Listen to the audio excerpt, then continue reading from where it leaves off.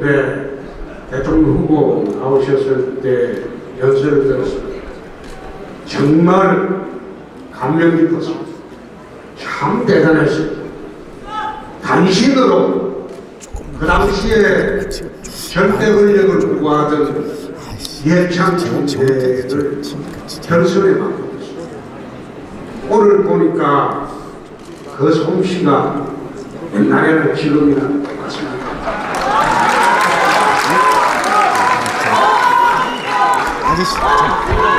지금 저희 당이 그거 안 해도 된다니까? 그거 안 해도 돼요. 그 정말 말을 끊어버리잖아. 가만히 앉아있어요. 그런데 오늘 여기 와서 걱정스럽습니다. 탄핵을 두고 당이 양분이 됐습니다. 그냥 제가 한명 데리고 와서 그러면 지금 이 남아있는 분들이라도 한마음이 돼요.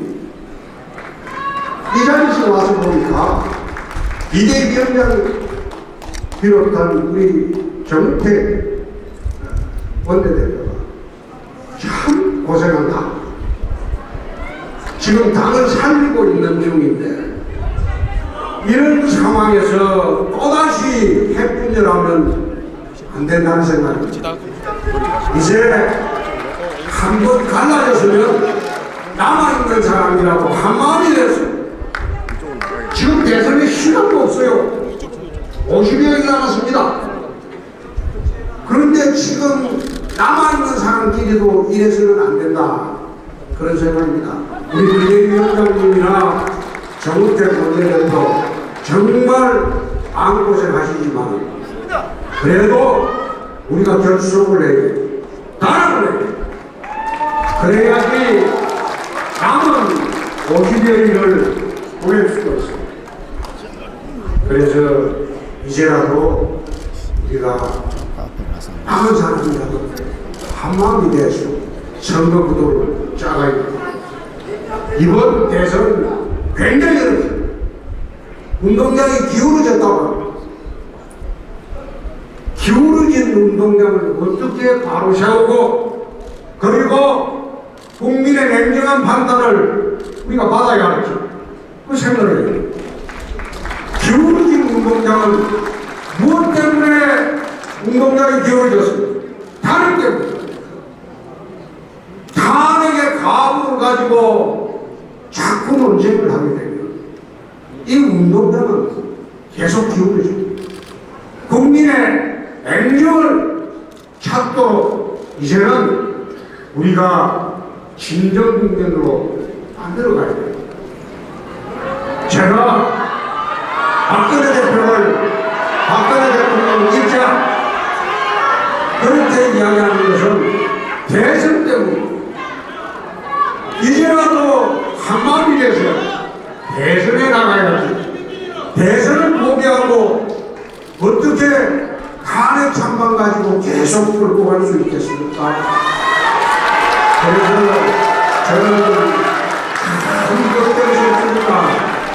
이 상황에서 우리가 정말 대선을 치를 수 있겠습니까? 지금 외부의 조건은 우리한테 굉장히 유리하게 되어 있습니다. 유럽 좌파가 몰라겠습니다. 남미 좌파가 몰라겠습니다. 세계적으로 좌파들은 다 몰라겠습니다. 그런데 대한민국만 세계사의 흐름과 반대로 가고 있습니다. 탄핵 광풍으로 좌파 광풍 시대가 계속되고 있습니다. 세계사의 흐름이 우파입니다. 그런데 대한민국만 유일하게 좌파로 올라가고 있습니다. 국민들이 이게 알 데가 없습니다. 두 번째, 우리를 둘러싸고 있는 미국, 트럼프, 중국 시진핑, 일본 아베, 그 다음 러시아의 푸틴, 전부 그런 사람들은 극우 극수주의자, 극우 국수주의자. 그 사람들이 내세운 거는 극우 국수주의자. 자기 나라 이익을 최우선시하죠. 그런 스트롱맨들이 도사리고 있는 우리 국제적인 환경 속에서 과연 대한민국에 좌파 정부가 등장하면 그 사람들 단일할 수 있겠습니까? 그 불가능합니다. 그래서 이러한 내부적인 조건은 좌파가 일어날 수 없게 조성이 되어 있습니다.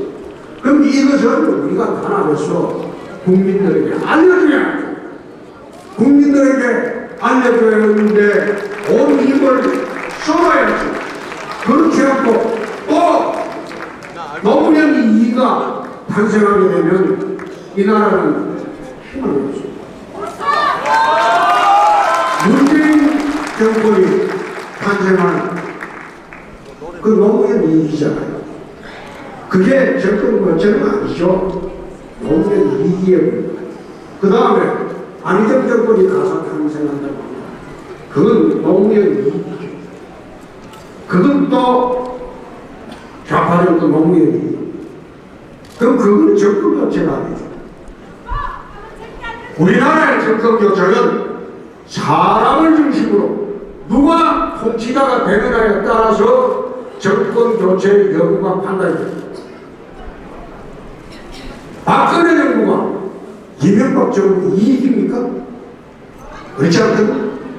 옛날에 노무현 정부가 탄생할 때 김대중 정권의 지지율이 10%도 안 됐어요. 제 아들 비리로 두 아들이 구속되고 한 사람이 공구속 기소됐을 때 그때 김대중 정부 지지율이 10%도 안 됐어요. 근데 그때 노무현 정부가 탄생했습니다. 탄생하고 난 게 제일 먼저 한 일이 뭡니까? 대북 송금 특검으로 노무현 정부가 탄생하면서 제일 먼저 한 일은 김대중 정부의 5년 업적을 바로 지웠습니다. 그렇게 하면서 새 정부를 선언했습니다. 말하자면 내 정권은 김대중 정권 2기가 아니고 노무현 정권이다. 마찬가지입니다. 박근혜 정권 이렇게 되어 있지만 다음에 우리 자유한국당 출신이나 범우파 보수들이 다 모여서 정권을 만들면 그거는 박근혜 정권이 이기가 아니죠. 새로운 정권입니다. 새로운 정권. 그래서 이러한 좀 인식이 되면 국민들에게 지금 국민들이 갈구하는 것은 스트롱맨입니다. 강한 주의입니다. 유약하고 소통하고 경청하고 그거 참 좋은 말이죠. 그러면 소통 경청만 하다가 세월 보내는 그런 정권 국민들은 원치 않습니다. 세계가 전부 강한 주의를 합니다. 스트롱맨을 그러면 우리를 감싸고 있는 이 국제 환경 속에서 누가 다음 정권을 잡아가지고 이 사람들하고 배짱일 때 맞짱을 떠야 됩니다. 그렇게 하려면 스트롱맨입니다. 제가 하반에서 중국은 지도자를 뽑을 때 우선 지도자의 첫째 자격이 하방을 내서 실적을 쌓아야 됩니다. 시진핑도 그랬고 아베치노는 다 그랬습니다. 제가 5년 전에 하방을 해서 경상남도를 맡았습니다.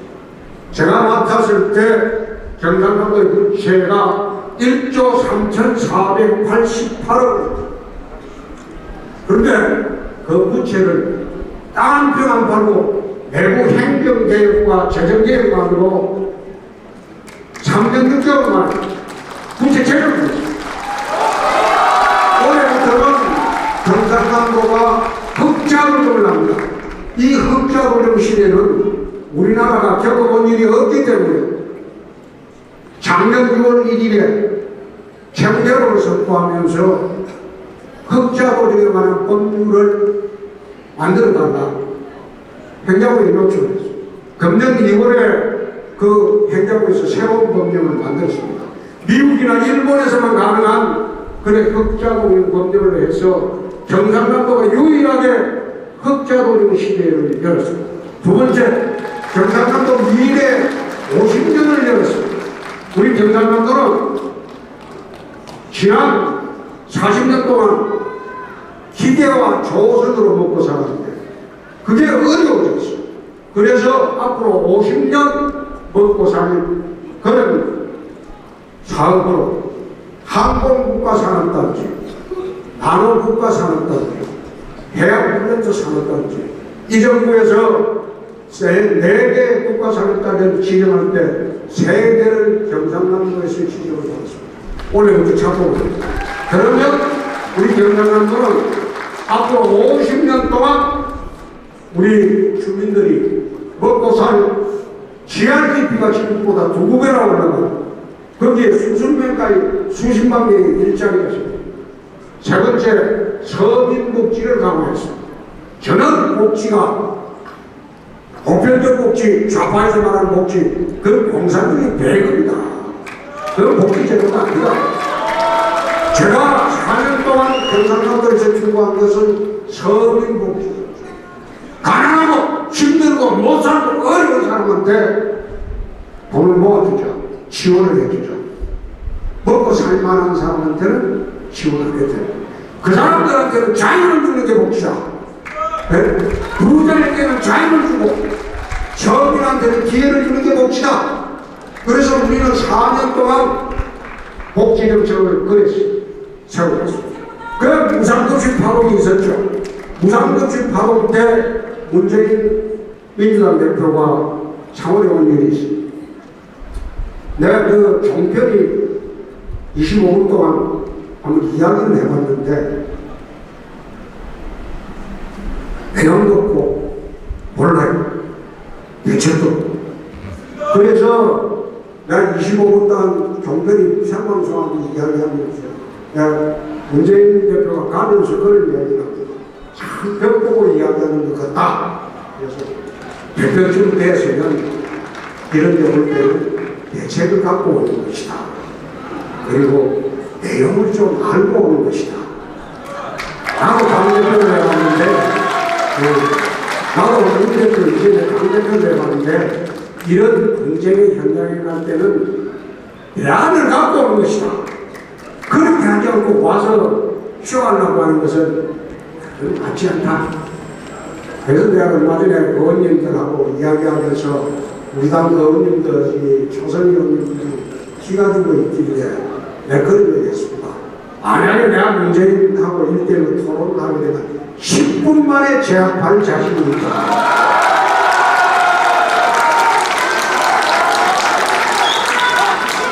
구도를 잘 짜면 우리 이길 수가 있습니다. 우파에 단일 후보가 나가고 좌파에 구리가 나오고 중도에 한 명 나오는 사자 구도로 가면 87년 대선을 자세히 살펴보면 이길 수 있습니다. 그래서 결국 문재인, 심상정 두 분은 좌파고 안철수, 중도 그리고 우리 우파 중에 한 사람 만나가면 이 선수는 이기는 선수입니다. 그래서 강원동지 여러분 내가 다 끝나간다 이 부분에 그런데 우리 한마음이 되어야 됩니다. 한마음이 되고 저는 거기에 바른정당 사람들한테도 그런 이야기 합니다. 우리가 이혼한 게 아니지 않느냐. 별거하고 있지. 그런데 별거할 때는 서로가 입에 담지 못한 욕을 한다. 그렇지만은 당신들이나 우리는 똑같은 우파 진영의 사람들. 그래서 한마음이 돼서 대선에 임하야 이런 이야기를 합니다. 그래서 우리 방송인 여러분들이 모두 한마음이 되어주시면 이번 대선 이 기울어진 운동장 바로잡고 우리 이길 수 있습니다. 하여튼 최선을 다하도록 노력하겠습니다. 감사합니다.